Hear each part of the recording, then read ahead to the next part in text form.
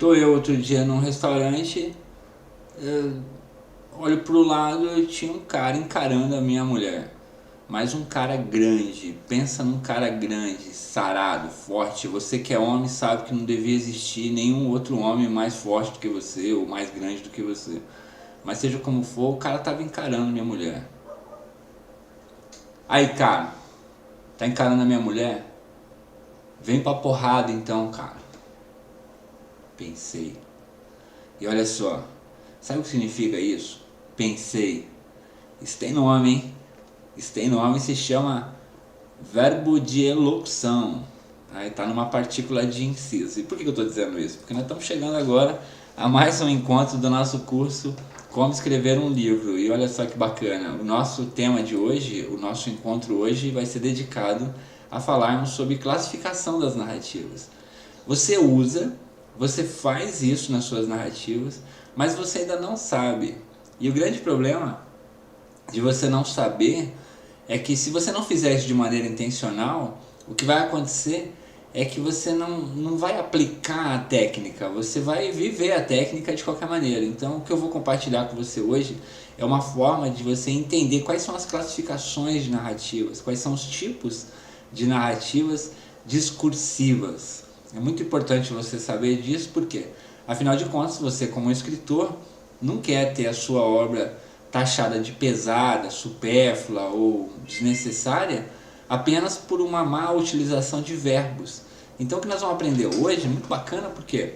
Porque você saberá por que está usando e não apenas usará isso que eu vou compartilhar com você, tá bom? Então vamos lá, simbora. Primeiro eu quero compartilhar com você uma ideia a respeito do que é a história fictícia, tá? Usei só um exemplo, viu? Tive a sorte de ninguém vir para cima de mim, nem da minha mulher, tá bom? Então olha só, para você entender a classificação das narrativas, antes de mais nada nós precisamos entender o que é elocução, mais precisamente verbos de elocução e incisos. Anote isso, é muito importante, tá? É lógico que o objeto dessa obra, o objetivo dessa obra não tem caráter gramatical, tá? No entanto, entender esses elementos podem ajudar você a levar sua obra para um nível literário mais elevado. Lembra aquela história? Conversar com alguém do boteco ao tribunal. Isso quer dizer, você sabendo o que está fazendo na sua obra, você terá condições de discutir com qualquer pessoa do meio literário, né? Isso é ótimo, maravilhoso, lógico, né? Você vai participar de eventos e certamente você terá contato com pessoas deste nível. Então é importante você saber o que está falando, né? Então vamos lá. Primeiro é entender isso. Você já usa, tá? O que você vai aprender hoje não é nada novo que você não utilize. Só que a partir de agora isso será utilizado de maneira intencional. Isso é, você vai saber o que está fazendo com estas questões na narrativa. Tá? E de maneira simples, eu quero começar dizendo para você o que é inciso. Tá? Você vai ouvir esse termo, inciso. Seja no meio literário, seja no meio de gramática. Então eu trouxe um exemplo para você. Inciso é aquela partículazinha que fica logo depois de um diálogo. Isso é, uma expressão dita e uma partícula, né, um inciso que representa ou engrandece ou potencializa ou esclarece o que foi dito. No nosso exemplo aqui nós temos a expressão utilizada por um dos personagens: vamos logo, disse Maria. Esta é a partícula. Mas ainda não terminei de comer, João respondeu, que também é a partícula. Note que há verbos, né, e o sujeito. O que isso na prática tem de importância? Bom, importância tem porque não dá para... Muitas vezes você está lidando com papel.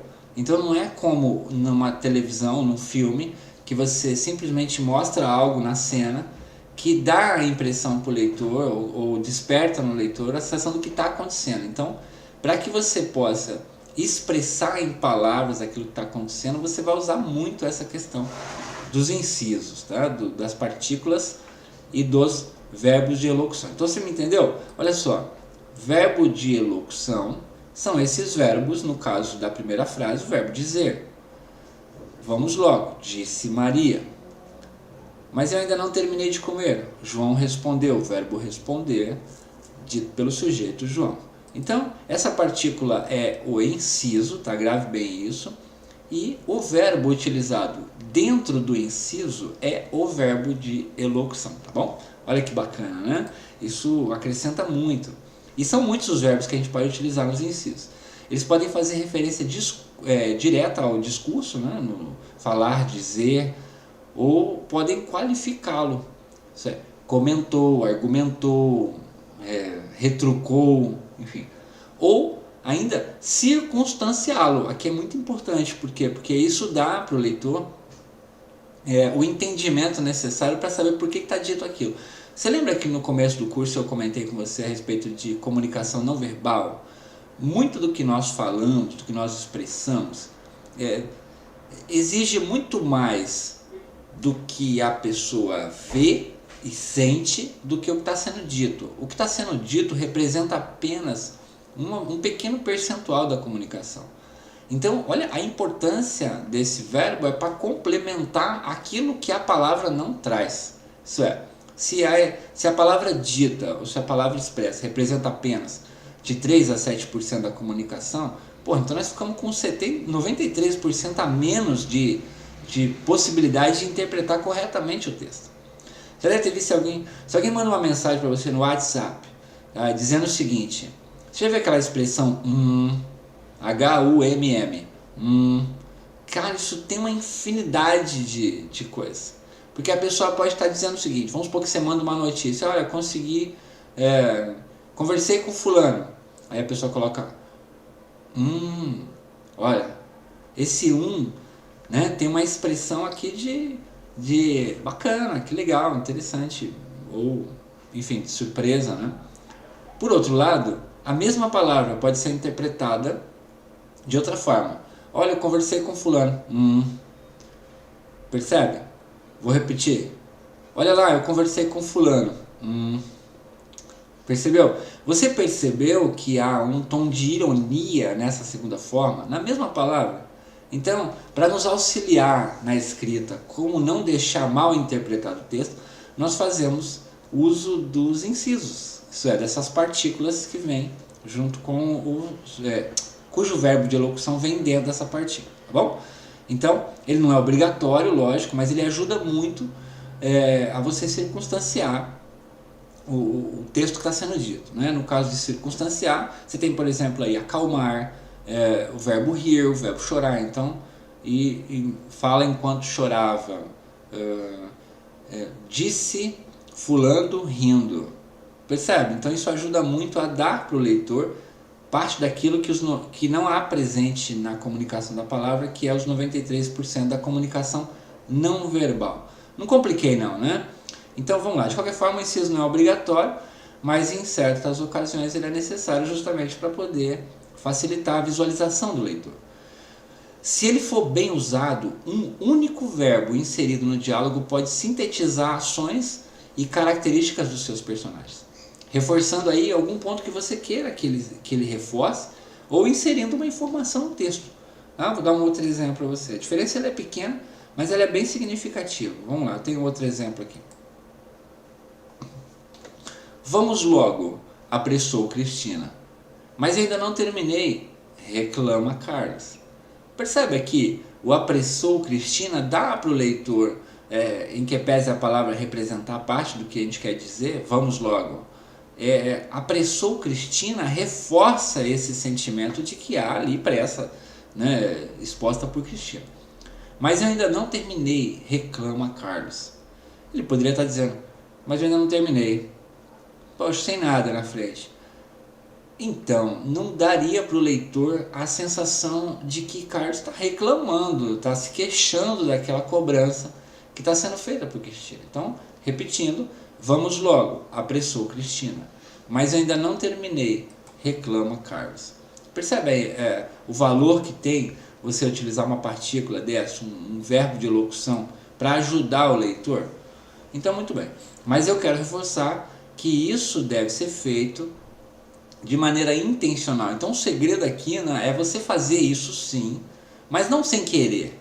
Se você pegar qualquer livro agora, você vai perceber que está cheio de locução, cheio de incisos, mas estão sendo utilizados de maneira proposital, não é à toa.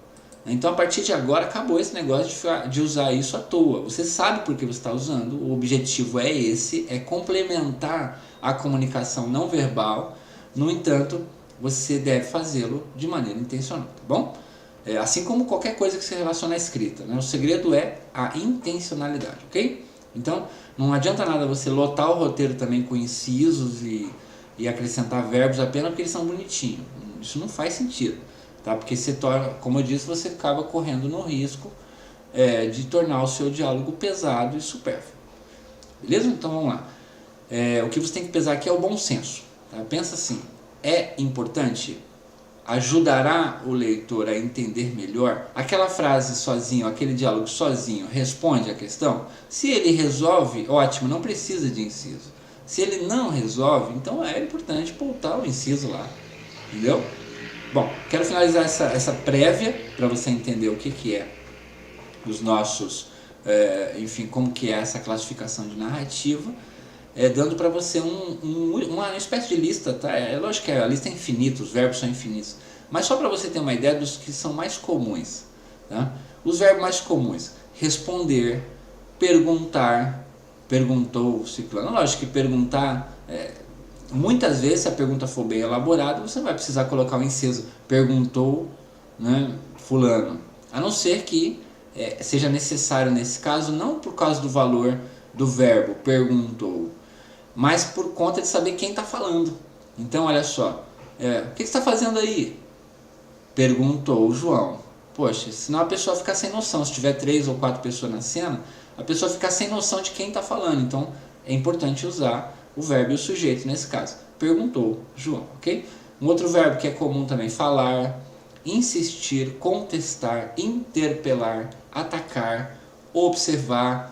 Outro verbo importante: reclamar, zombar. Zombar é importante porque, olha só, ironizou, zombou, são termos que é difícil a pessoa ver na palavra. Como eu usei o exemplo do né? Porque se eu falar pra você, é uma coisa. Agora se eu falar, percebe? Estou ironizando. Então precisa ter, nesse caso é obrigatório ter lá um inciso, a partículazinha com o verbo de locução para ajudar a pessoa a entender, ok? Bom, acho que nós conseguimos fechar isso aqui. Por fim, outros verbos aí como debochou, incentivou, encorajou, terminou, concluir, enfim. Por aí você tem uma noção de que esses verbos não estão ali por acaso, tá bom? Sabendo disso, tendo noção agora do que é um verbo de elocução e um inciso, repetindo, verbo de locução e inciso, está aqui, essa partícula disse Maria, é o verbo de locução dentro de um inciso. João respondeu, é um verbo de locução e o sujeito dentro de um inciso. Tá tranquilo? Ficou beleza? Acho que aqui dá para prosseguir, né? Então, prosseguimos agora sabendo disso, que há na narrativa, no mínimo, 2 formas. Aliás, 3 formas de discurso, tá? De narrativa. É o discurso direto, o indireto e o misto. O misto é o que você tem que tomar mais cuidado para não patinar, né? Isso é, se começar com discurso direto, terminar com discurso indireto, sem saber o que está fazendo, é ruim. Mas nós vamos falar disso já. Vamos começar pelo discurso direto, que é mais fácil. O discurso direto é quando é o personagem que fala. Você pode pegar histórias que são muito bem contadas por narradores, que não há nem diálogo na história. Mas, quando há diálogo, nós chamamos isso de discurso direto. Então, mais um exemplo para você na tela. Vamos colocar aqui um exemplo de discurso direto. Nesse caso, o personagem falando, né? Por que veio tão tarde? Perguntou-lhe Sofia. Note aqui que o perguntou-lhe Sofia está indicando quem está falando, no caso. Lógico que é uma pergunta, todo mundo sacou que é uma pergunta, mas quem está perguntando? Então é importante ter esse inciso aqui. Então perguntou-lhe Sofia, logo que apareceu à porta do jardim em Santa Teresa. Depois do almoço, que acabou às 2 horas, estive arranjando os papéis. Mas não é tão tarde assim, continuou Rubião, vendo o relógio. São 4h30. Sempre é tarde para os amigos, replicou Sofia em ar de censura. Note aí que nós estamos utilizando bastante, muitos incisos aqui. Para você que não sabe, esse texto é um texto de Machado de Assis, na obra Quincas Borba, tá? Tá no capítulo 24, ok? Perdão, 24 não, no capítulo 34, tá? Do texto de Machado de Assis. Então note, nós usamos vários incisos com seus respectivos verbos de locução. Então o discurso direto na prática, ele se caracteriza praticamente pela reprodução fiel da fala do personagem. Vamos ver mais um exemplo. Tenho aqui mais um exemplo de Mário Quintana. De uma feita, estava eu sentado sozinho num banco da alfândega, no banco da praça da alfândega, quando começaram a acontecer coisas incríveis no céu. Lá para as bandas da Casa da Correção, havia uns tons de chá que se foram avinhando e se transformaram nos roxos de insuportável beleza. Insuportável porque o sentimento de beleza tem que ser compartilhado. Quando me levantei, depois de findo o espetáculo, havia umas moças conhecidas paradas à esquina da rua da ladeira. Que crepúsculo fez hoje? Disse Liseu, ansioso de comunicação. Não reparamos em nada, respondeu uma delas. Nós estávamos aqui esperando Sesimbra. E depois ainda dizem que as mulheres não têm senso de abstração. Fantástico, né? Então, veja só a riqueza que Machado de Assis utiliza aqui e a maneira sutil com que ele faz o discurso direto, utilizando os respectivos incisos, ok? Vejamos. As falas do personagem, do narrador e de uma das moças, no caso, reproduzidas integralmente, elas são introduzidas por travessão. E elas são exemplos perfeitos de um discurso direto. No discurso direto, portanto, a fala do personagem é, via de regra, acompanhada do verbo de locução, como eu já expliquei. Normalmente é seguida de 2 pontos. Portanto, indagou, afirmou, retrucou, respondeu. Normalmente se utiliza 2 pontos. Nesse exemplo, o autor utilizou o verbo de locução, mas ele abriu mão dos 2 pontos, tá? Não é o jeito tradicional. Tradicionalmente se utiliza os 2 pontos, mas também não é nenhum crime, assim como nada na literatura é crime. Ele utiliza mais aspas do que os 2 pontos. Então, em uma estrutura tradicional, esse mesmo texto, numa estrutura tradicional, ficaria dessa forma aqui. Deixa eu ver aqui. Vamos lá. Deixa eu ver se eu tenho esse texto aqui. Então, olha só, eu não tenho na tela, mas eu leio para você. Em uma estrutura tradicional ia ficar assim. Abre aspas. Havia umas moças conhecidas paradas à esquina da rua da ladeira. Ansioso de comunicação, disse Liseu. 2 pontos. Tracinho. Travessão. Que crepúsculo fez hoje? Respondeu-me uma delas. Não reparamos em nada. Então, observe, nesse caso, seria a estrutura tradicional, ok? Mas também não é nenhum crime você utilizar somente as aspas, ok? Então, nesse caso, é o discurso indireto. O próximo seria o discurso indireto, tá? No caso do discurso indireto, aqui tem uma curiosidade. Não há diálogo. O narrador não põe os personagens a falar diretamente com o leitor. Mas ele se faz do tipo intérprete. Tá? Ele transmite para o leitor aquilo que eles disseram ou pensaram. No caso da narração onisciente, nós já falamos disso. Vamos ver um exemplo aqui. A certo ponto da conversação, Glória me disse que desejava muito conhecer Carlota e perguntou por que não a levei comigo. Para você ver como fica fácil, passar o exemplo do discurso direto em cima, veja, olha como seria aqui em cima o discurso indireto e embaixo o discurso direto. Então embaixo, tradicionalmente, travessão, desejo muito conhecer Carlota, disse-me Glória, a certo ponto da conversação. Por que não a trouxe consigo? Na parte de cima, de maneira indireta. A certo ponto da conversação, Glória me disse que desejava muito conhecer Carlota e perguntou por que não a levei comigo. Conseguiu pegar? Tipo assim, neste caso do discurso indireto, passe a saber agora que é quando você não, você diz, como assim, alguém me disse algo e eu estou te contando. Então, fulano me disse algo e eu estou te contando, inclusive o que ele sentiu, o que ele pensou, como ele se expressou. Esse é o discurso indireto. E o discurso direto é quando a fala é direta do personagem. Tranquilo, né? Não tem muito que acrescentar nisso não, tá? Esse discurso indireto, ele leva sempre o discurso direto leva sempre a partícula, o verbo de elocução, e o discurso indireto não, tá bom? Então vamos lá. Vamos pegar aqui para fechar o misto, tá?